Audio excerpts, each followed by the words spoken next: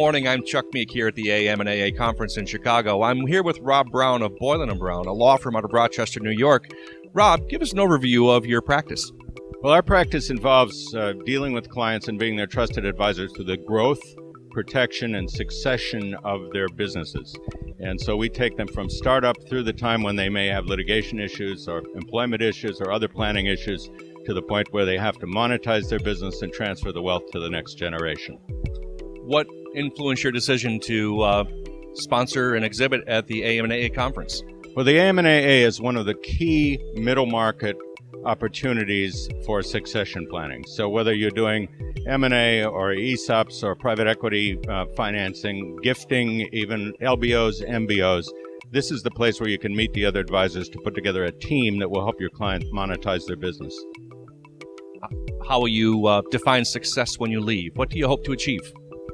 The biggest opportunity here at AM&AA is the networking opportunity. The continuing ed programs are wonderful and we learn a lot, but meeting other people in the business, in the middle market, is a key element of moving our firm along and moving their firms along, because it always takes a team.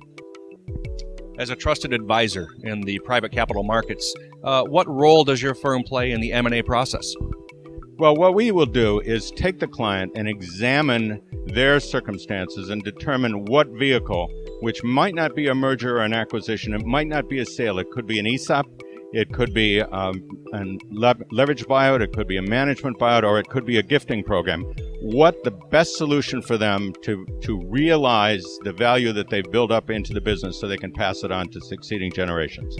So the business owner, typically a family-owned business, I presume, might be a real sweet spot client for you? Absolutely. We're entrepreneurial clients and family business clients with a market capitalization between $5 million and $500 million is the range. The sweet spot is probably $20 million to $70 million.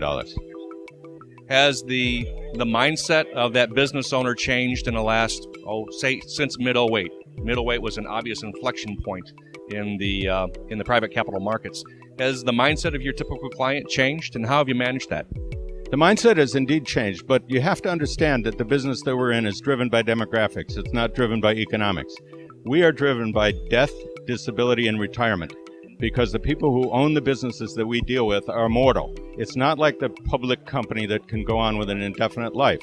So what happens is that even in an economic downturn, things will happen in people's lives that cause them to have to find solutions to monetize their business.